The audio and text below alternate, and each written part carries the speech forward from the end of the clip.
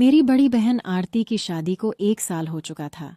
दीदी काफ़ी सुंदर हैं और जीजा जी भी काफ़ी हष्ट-पुष्ट हैं। शादी के बाद दीदी कम ही हमारे घर आया करती थीं, क्योंकि जीजा जी को दीदी के बिना बिल्कुल भी रहा नहीं जाता था। दीदी और जीजा जी एक दूसरे से बहुत प्यार करते हैं और एक दूसरे के बिना नहीं रह सकते। ये बात मुझे उस दिन समझ में आई जब दीदी दिवाली पर हमारे घर आई हुई थीं। दीदी को आए 1 हफ्ता हो चुका था, लेकिन जीजा जी के फ़ोन दिन भर में कई बार आते रहते थे। दीदी अक्सर कहती थीं, इतनी जल्दी कैसे आऊं? कुछ दिन और रुकने दो। पर आप भी फ़ोन करके ऐसी ऐसी बातें करते हो जिससे मुझे भी आपकी बहुत याद आने लगती है। उतने में मम्मी आ गईं और दीदी ने फ़ोन काट दिया। मम्मी ने दीदी को किचन में बुला लिया, क्योंकि दिवाली की मिठाई, चिवड़ा, करंजी वगैरह बनानी थीं। हम सब ने मिलकर शाम तक आधी चीज़ें बना ली थीं और बाकी की मिठाई अगले दिन बनाने का तय हुआ। शाम ढल चुकी थी और मैं खिड़की से बाहर देख रही थी। तभी मैंने देखा कि जीजा जी बाहर खड़े हैं। मैंने जल्दी से दीदी को आवाज़ लगाई। दीदी बाहर आते ही बोलीं, आप तो सच में आ गए।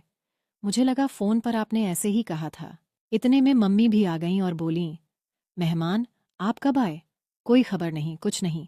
पहले बोल देते तो आपकी खातिरदारी के लिए पहले से तैयारी कर लेते। जीजाजी बोले, नहीं, सासू माँ, काम से शहर आया हुआ था, तो सोचा आप लोगों से मिलते हुए ही जाऊं। मम्मी ने कहा, जाने की बात अभी से मत कीजिए। अभी आए हैं तो खाना पीना खाकर, आराम करके सुबह जाना। मैं आपको अभी बिल्कुल नहीं जाने दूंगी। जीजाजी कुछ नहीं बोले और मुझे भी मालूम था कि जीजाजी जाने के लिए नहीं आए हैं।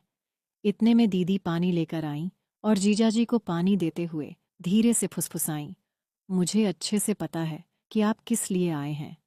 1 हफ्ता भी नहीं रह पाए मेरे बिना। जीजाजी मुस्कुराकर बोले, तुम हो ही ऐसी। यह सुनकर दीदी शर्माकर मुस्कुराईं और वहां से चली गईं। थोड़ी देर में खाना बनकर तैयार हो गया। हम सब ने साथ में खाना खाया और बातें करते करते रात बिताई। जीजू का बिस्तर बाजू वाले कमरे में लगाया गया था और सबको अब सोने की तैयारी करनी थी। घर के सारे लोग अपने अपने कमरे में सोने चले गए थे, लेकिन मैं, दीदी और जिज्जू अब भी सोफे पर बैठे टीवी देख रहे थे। टीवी पर हम आपके हैं कौन मूवी चल रही थी, जो मुझे बहुत पसंद थी और दीदी को भी। थोड़ी देर में जिजू ने उबासी लेते हुए कहा, बाप रे, मुझे तो बहुत नींद आ रही है। दीदी ने मन ही मन मुस्कुराते हुए जवाब दिया, तो फिर जाइए ना, बाजू वाले कमरे में आपका बिस्तर लगा दिया है, आराम कर लीजिए। मैं मूवी देखकर बाद में आ जाऊंगी। जीजू का चेहरा देखने लायक था।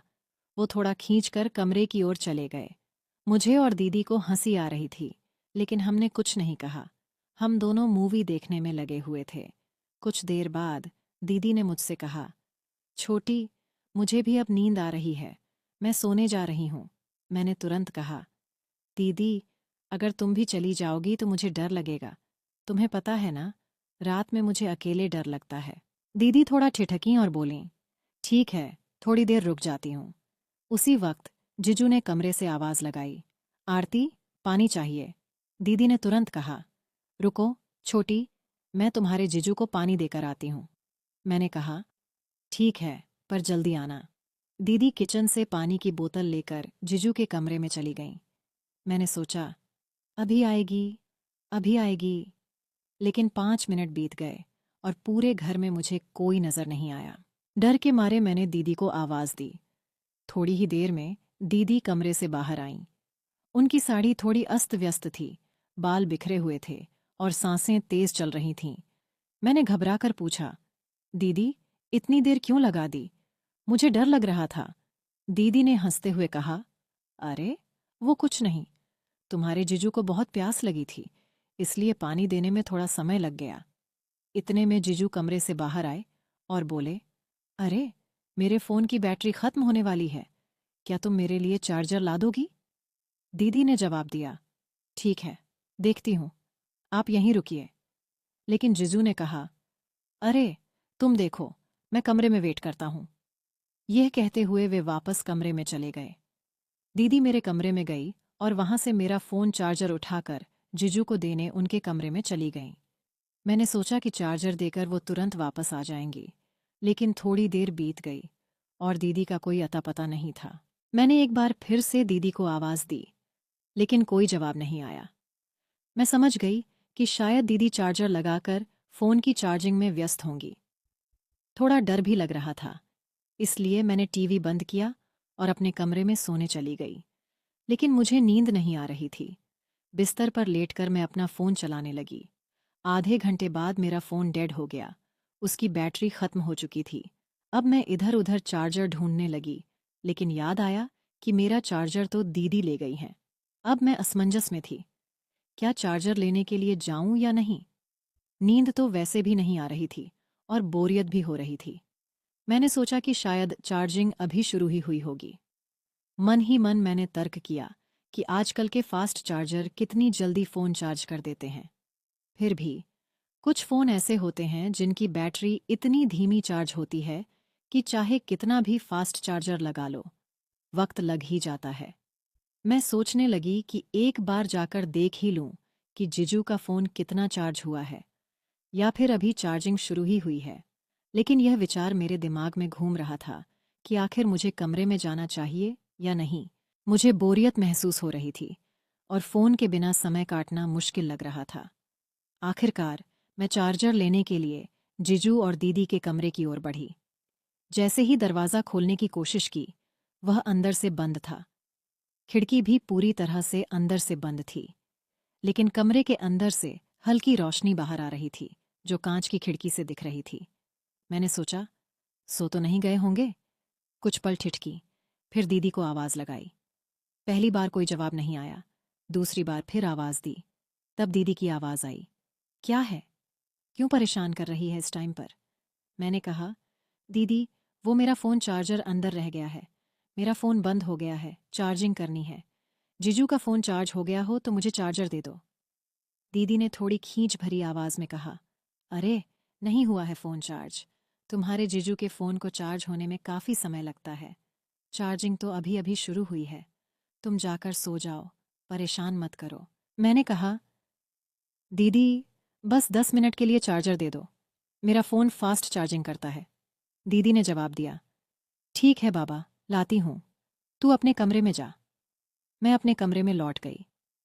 थोड़ी देर बाद दीदी चार्जर लेकर आईं और बोलीं, ये ले तेरा चार्जर। अब परेशान मत कर। जैसे ही मैंने चार्जर लिया, मेरी नज़र दीदी पर पड़ी। मैंने हैरानी से पूछा, दीदी, आपने ये क्या पहना है? ये तो जीजू का शर्ट है। आप तो साड़ी में थी ना? दीदी ने झेंपते हुए कहा, चुप बैठ, मैं जा रही हूं। यह कहकर दीदी वापस कमरे में चली गईं। मैंने चार्जर से अपना फ़ोन चार्ज करना शुरू कर दिया। सिर्फ 15 मिनट में मेरे फ़ोन की काफ़ी बैटरी चार्ज हो गई थी। मैंने सोचा, चलो, अब चार्जर वापस दे आती हूँ। अगर दीदी सो भी रही होंगी, तो मैं खुद जीजू का फ़ोन चार्जिंग पर लगा दूंगी। मैं चार्जर लेकर दीदी और जीजू के कमरे की ओर गई।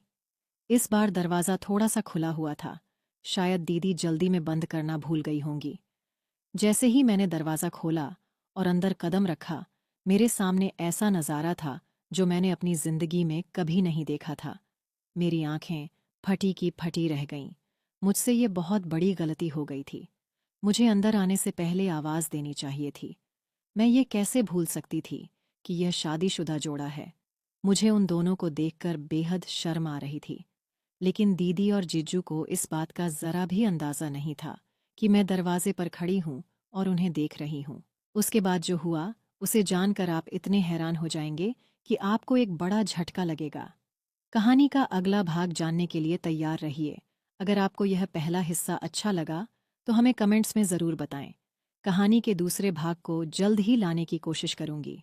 बस एक लाइक कर दीजिए और मेरा काम है कहानी का अगला हिस्सा आप तक पहुंचाना। वीडियो पर 1000 लाइक्स होते ही पार्ट 2 आ जाएगा। तब तक के लिए बाय।